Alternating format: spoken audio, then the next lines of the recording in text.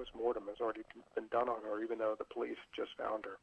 So they're called there to investigate it, and they're curious at first because normally the FBI is not called in to investigate a local murder. So they figure out that the victim, Irene Kramer, has to have some significance to the federal government, and that fact is revealed later on in the novel. But it's sort of a Wild West kind of town. It's lots of people have moved in a very short period of time. The law can't keep up with all of it. With all the money there, lots of criminal elements come in. There's a religious sect that's located there, a secret Air Force facility, and then all the money around the fracking. So I think it all together came together for a really great location for a thriller. We have got a tremendous guest with us today. He joins us live here in our broadcast, David BALDACCi, and Walk the Wire is the latest from him, and this is an incredible book. We're chatting with the New York Times bestseller today, and another bestseller on your hands, my friend. What do you make of this book and the success of it so far? Well, it's great to have it delivered. I finished writing the book last year. So it's been a long lead time, as it normally is for a book like this. It's unfortunate it has to come out in the middle of a pandemic, but you know what? I think people could use a good book to read right now and to get away from things that are happening in real life. It's always nice to launch a book. This is it's not my 50th, close to it. So I never get tired of the fact when a book comes out. It's almost like delivering a child in some ways without the pain. That's awesome. So it's always nice, always a treat. We are live with the New York Times bestselling author David BALDACCi, and David, this book. What are some of your goals for this book? Because it is an incredible read. Well, I wanted people to get a little educated about fracking if they weren't already, know about it and some of the ins and outs and how that processes. But I also wanted them to sort of look back at 1849. We had the California Gold Rush, and people are like, oh, that'll never happen again. People rush into a place trying to make a bunch of money, and it changes everything about it, and all those bad elements come in. In 2020, that would be impossible. Well, no, it's happening right now. And after oil prices, I guess yesterday went to zero.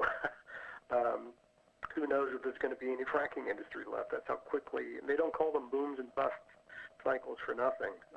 It's sort of a hair trigger that these people live on. So you learn a lot about that, but also you learn more about Amos Decker. A lot more of his personality is revealed in this one.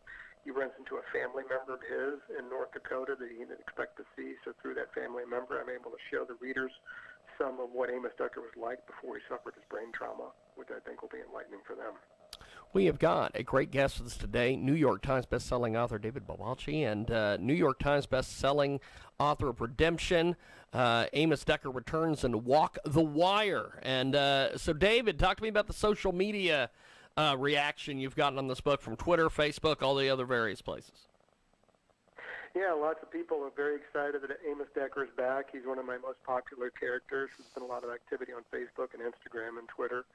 It was interesting. I sent a picture out of my two dogs the other day sitting in chairs looking very grumpy, and I put in there, so I don't know about you guys, but our dogs have hidden their leashes because we've been walking them too much. That's awesome.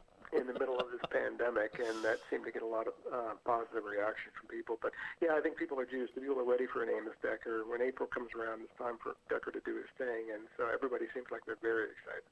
So take me through kind of the history of Amos Decker and how you created this character. Years ago, I read a book with a very unusual title called Born on a Blue Tuesday. And it was about somebody who had I can't remember, either born with or suffered brain trauma, so that they saw days of the week in color. So that means your sensory pathways have been commingled somehow, where your brain rewires itself around an injury. People see numbers or sounds or smells in color. And it just makes it more vivid and more real. And also had hyperthymesia, which is this perfect recall because of a brain trauma. And it made me interesting in the brain and, how it reacts to damage and what it can do. And so I read books about it. And then I thought about, football, where lots of brain trauma happens. And I thought about making a guy who was a college football player and then played for the pros briefly, who suffered a trauma like that and came out of it with one of this hyperthymesia conditions, which gives him perfect recall, and then made him a detective. which I thought would be really interesting. But not just because he has perfect recall, but look, all of us have things we'd rather forget in our lives, and this guy can't forget anything. And his family was murdered years ago, and he feels guilty about that, but he can never forget it. Time does not heal that wound for him. So that forces him to carry around that emotional baggage forever, which makes him, I think, a very sympathetic character to readers. We have got a fantastic guest with us today. David BALDACCi is with us. Walk the Wire is the latest from him.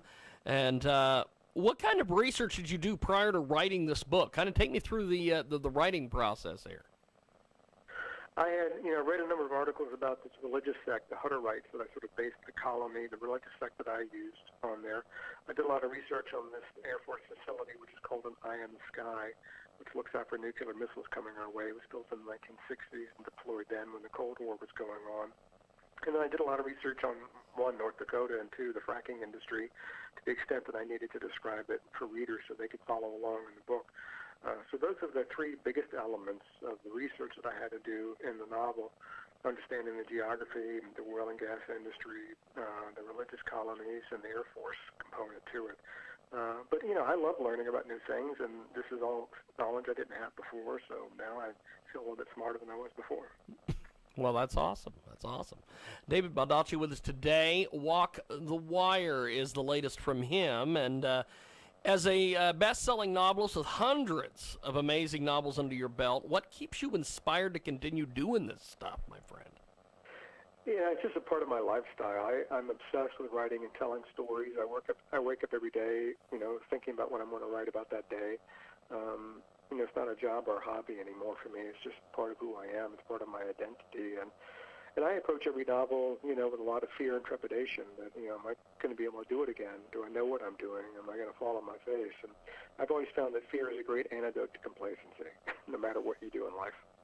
David BALDACCi with us today. Walk the Wire. Each and every time that David has a great new book, he stops by and chats with us about this. Now, tell us about the Wish You Well Foundation. My wife and I founded that about 18 years ago. We fund literacy organizations and initiatives and programs across the United States. Last year we funded about 40 programs. We funded programs in pretty much all 50 states and counting, and given out millions of dollars over the years in support of that effort. I know what books and reading meant to me growing up in Richmond, Virginia. It sort of changed my life in a very positive way. I want to make sure that every American can have access to the ability to read at a higher level and have access to books. I think it'll make the country better and the world better. So our mission at the Wish You Well Foundation is to eradicate illiteracy to the extent that we can, and that's what we're trying to do. Phenomenal. That is a great effort that you are undertaking with your wife and everyone. That is fantastic. So, what are you working on next, my friend? A couple of novels I'm working on at the same time. One is a sequel to last year's Minute to Midnight with Atlee Pine. So one week I'm working in 2020, and the next week I'm writing a sequel to One Good Deed, which is my crime noir novel that I wrote last summer. So that week I'm back in 1949. So I alternate between 2020 and 1949 in my own personal time machine. Now, before we let you go, do you see any of these becoming movies or coming to TV or Netflix or something? Yeah, I sold the film rights for Amos Decker to Village Roadshow. They're a big Hollywood production company who've done a lot of great movies and won a lot of Academy Awards. And they're developing Amos Decker, I believe, for a television series. I think he would be really great on the small screen, maybe on Netflix or Amazon or one of the streamers like that. And so they're working hard to get that done. Awesome. Awesome stuff. Well, I appreciate it, David. Thanks for coming by and chatting with